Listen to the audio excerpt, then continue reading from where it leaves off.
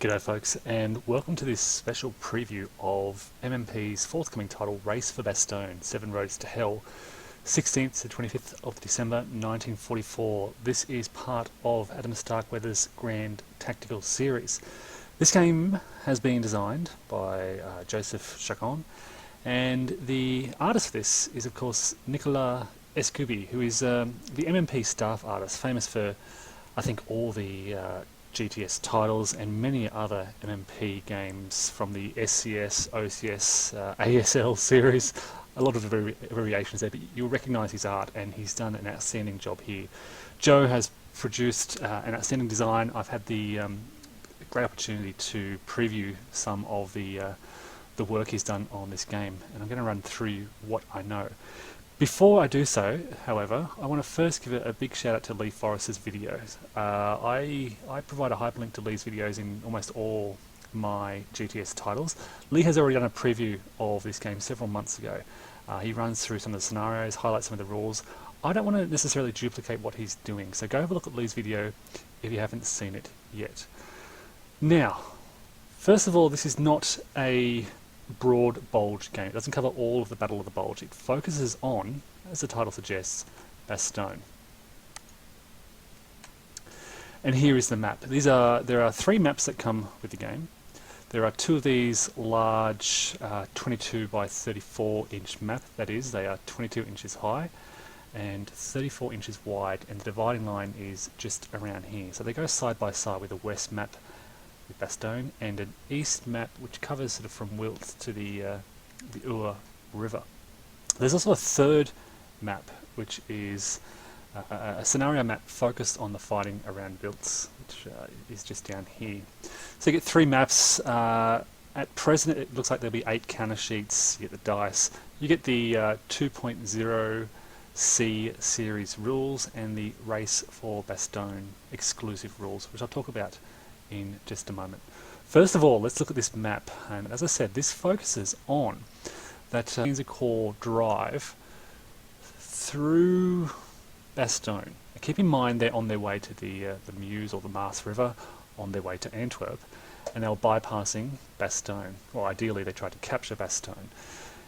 It focuses on that drive across the river and through this terrain, comprising the 2nd Panzer Division and the 26th Volksgrenadier Division, who were supported by the Panzer Lehr Division.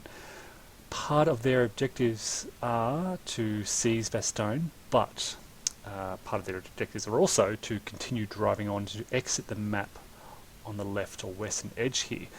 The scenarios that Joe has created beautifully reflect those dual objectives. Bastogne is an important crossroads. It is important for the German advance, but it is not, within the broader context of the offensive, the primary objective. Instead, their objective is to continue moving on, and that's why you have to do both things. Ideally, capture Bastogne, but also exit those units off the western map edge. To give some further context to these maps and what we're looking at here from the Ur to Bastogne,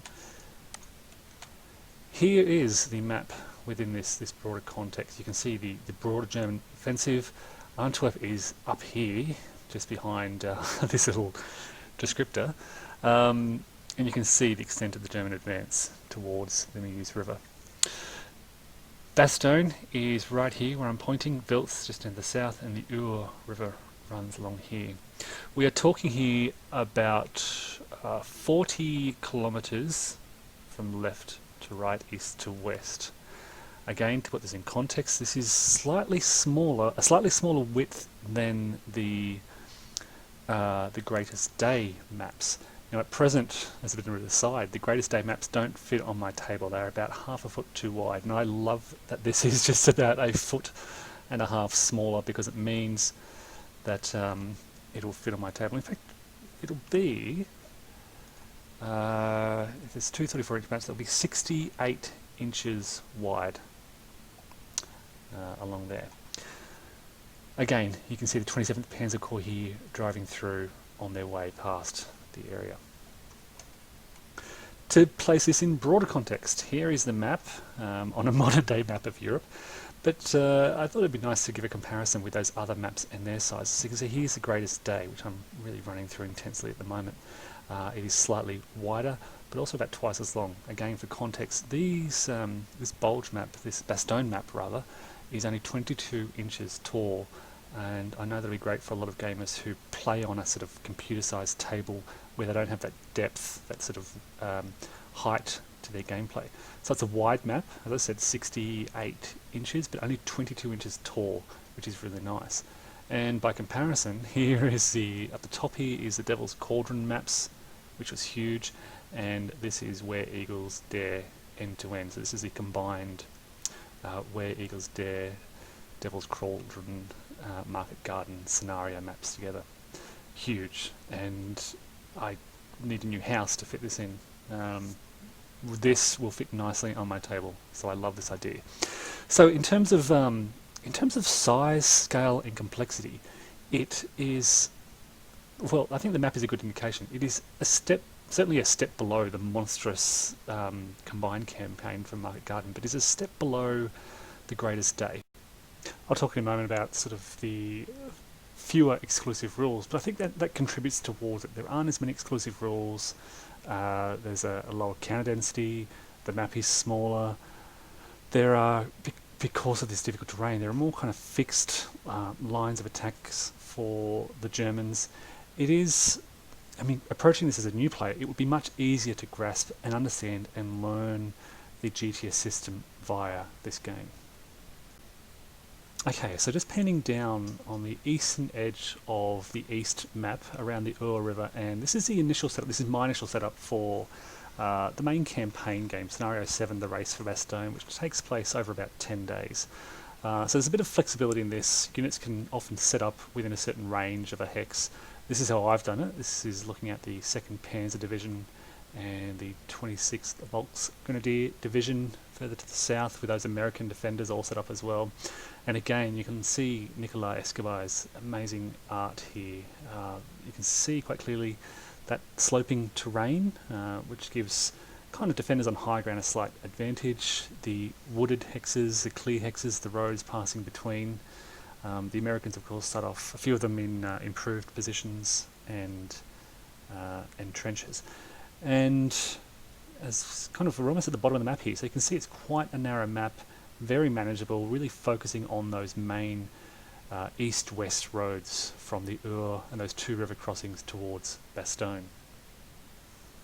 The rules, as I mentioned, it uses 2.0C from GTS. There are the familiar terrain rules. You have clear hexes, woods, villages, towns, cities. You have, of course, there aren't ridges in this game. Instead, there are slopes and streams. There is one river, the Ur River. Now, there are some slight adjustments to the sequence of play. First of all, the weather is predetermined based on historical weather. There's an option to make this variable if you want. As a result of that fixed weather, air support is known, and that is predetermined. And there's a few additional rules revolving around supply. Units can become potentially low on supply, and if these low supply units roll a 9 whilst firing, they become low on ammunition, which reduces their firepower by 1. So there's no long and complex naval sequence of play. There are no airborne landings to have to worry about in this title. But the really main new rules for this GTS title are that there is off-map movement via the kind of little corresponding exit locations on the edge of the map. There are quite a few random events which can dictate the command and control of certain formations. There is air support comes out via random events, leader casualties, heroes, the surrender of some units, intelligence reports which can add command points and dispatch points, and a few other minor things. Now, these aren't particularly onerous rules. They aren't difficult to grasp. They all make sense and are very thematic, which for me makes this, I think, a great introductory GTS title. No Question of Surrender is great.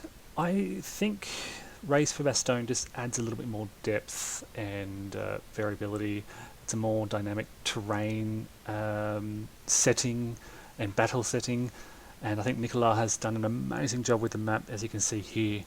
It starts out on the Ur River. The Germans are trying to push through, open gaps for the Second Panzer Division to really drive through along those roads to ideally Bastogne and beyond. Around Bastogne, you really have that historic terrain upon which the Allied defenders were based and trying to stop those Germans from capturing the city.